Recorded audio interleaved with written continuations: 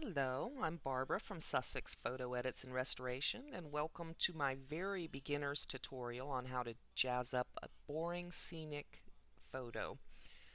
I'm not the greatest photographer, so I've got about a zillion boring photos that I can edit, and I've picked one. It's up. The best way to learn from these is to pick one of your own. Pause the video, go to your editor, get one up and work along with me, so you can pause and do that. I use Photoshop Elements version 9. These techniques will work with most Elements programs, Elements versions, and with the full Photoshop as well. Might be a few little differences. You might have to hunt and peck, experiment, but should pretty much work with anything Photoshop. I've got my photo up. Over here is the layers palette. I've only got one. I've got the background. I want to preserve this so I can see my changes as I go along, and do that by clicking and dragging. You can also hit Control J. Very simple, fast way to do it. The first thing I want to do is work on the lighting. In Elements, lighting's up underneath the Enhance tab. Levels. Adjust the brightness and contrast just by sliding bright. Adjust the darks. Adjust the midtones. And very little bit of playing with these does a pretty significant change. Hit OK, and you can check what you did so far. Very little bit, but it makes quite a bit of difference in how you look at the photo. There's also, under the lighting tab, shadows and highlights. Different cameras need different adjustments, as well as different photographers taking the photos can cause you to need different adjustments. I don't use the shadows, highlights too much anymore. Sometimes I do work with the brightness and contrast still a little bit. A little more brightness, a little more contrast. Too much. Bring it back. Okay. So I didn't do anything really there. This is as far as I can go under the lighting effects. So I'm going to make another layer. And this tool over here is called the sponge. It's one of my favorites right now. It may be hidden if you've played around. You may have the dodge tool or the burn tool up. I like the sponge. It helps you to either saturate or desaturate your photos in just an area at a time instead of the entire photo. So I'm going to saturate, and you can adjust how much of an effect you're going to put in. 100 is pretty intense. I'm going to move it down to about midway. And this cursor is now a brush. As it moves across the photo, if I click, it's a brush.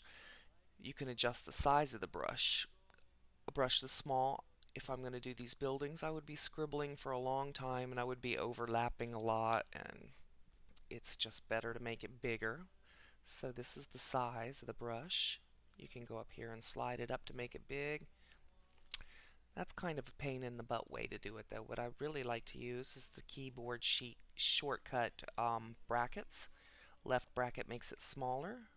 Right bracket, as you hit that bracket key, makes it bigger.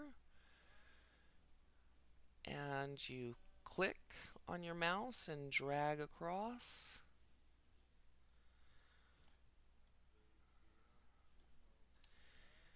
And saturate what you want to saturate. I don't want to do this foreground or the bar at all. It's got enough. So there we go with the saturation before and after. You can also adjust the total effect of saturation on this one layer by hitting the opacity of the layer. I think I like it full, 100%. As I said, there's other things underneath the sponge tool. The burn tool will make your darks, lights, and midtones darker. And it can crisp up your picture quite a bit. Again, using the bracket key to make this brush smaller.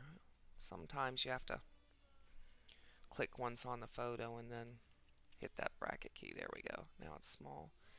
Boom.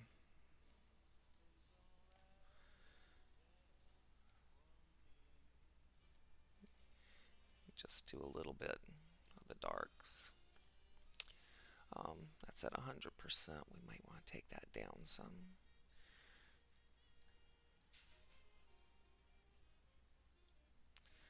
And get some of the details of the building to show up more.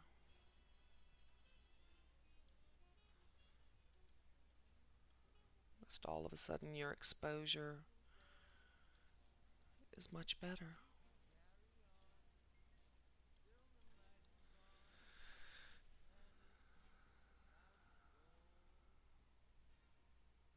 The aquarium. This is Baltimore's Inner Harbor, incidentally, if you don't recognize it. Okay. Look at before. Look at way back at the beginning. Yeah, it's looking a lot better.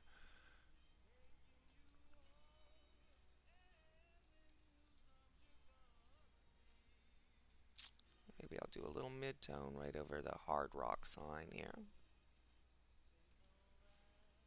Save the planet. Okay, so this is about as far as I can go as for taking up the total photo. Sky's still pretty blah.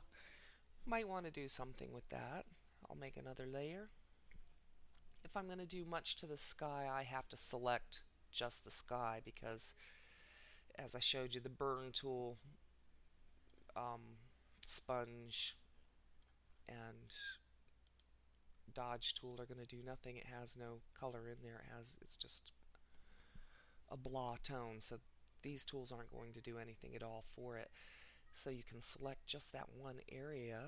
These are selection tools, and I like the quick selection tool. Come up here, it has new selection. I like the plus, the add, so I can select more than one area. Boom, fast. Of course, it picked out more than my sky, so I'll go back to the minus and take it back. So the building is out and only the sky is in the lines. Could have used this in coloring in kindergarten. Now just my sky is selected.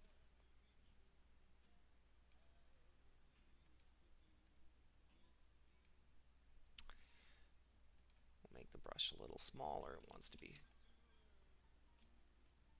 Okay. This is your foreground color and your background color. You can change colors by clicking on those and bringing up the box to select a color. It's the color picker box. Pick a blue. You can move the slider around to get just the color you think is right. I like that one. Okay. Now this color will be with any of my brush tools here. I'm going to use the bucket and dump that color in. Boom. Deselect. And again, I can adjust the opacity of the layer so it's not quite so intense. Totally gray, little blue. And adjust it till it's just where you like it. It was a dreary day on that day, and I don't particularly care to make that sky blue. I'm going to go ahead and delete this layer. Some days I would keep that blue sky, but not today. One thing I like to do with dreary landscape photos is add a vignette. There's a couple different ways to do that. We'll make a new layer and go to the filter. Pick render, lighting effects, light type. We got a spotlight. Let's go for omni. And it puts a blast of light in the center and gets progressively darker on the edges.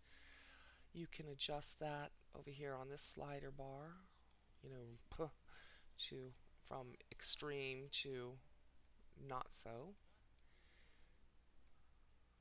So I'm going to pick that.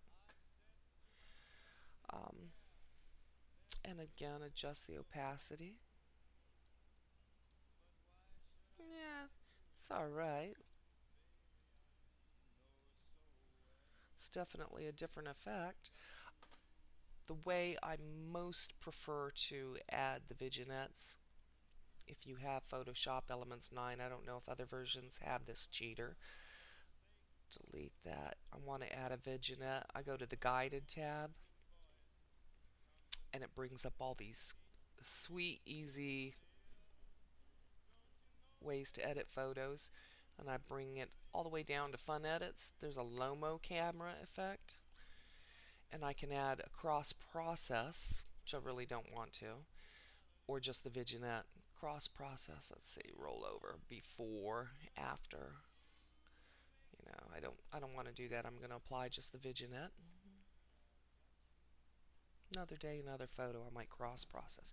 But you can see it does a beautiful vignette. It doesn't put that highlight of light right in the center. It just puts the dark around the corner. So I'm going to hit done and go back to full edit mode. And again, adjust the effect. Maybe I don't want it that intense.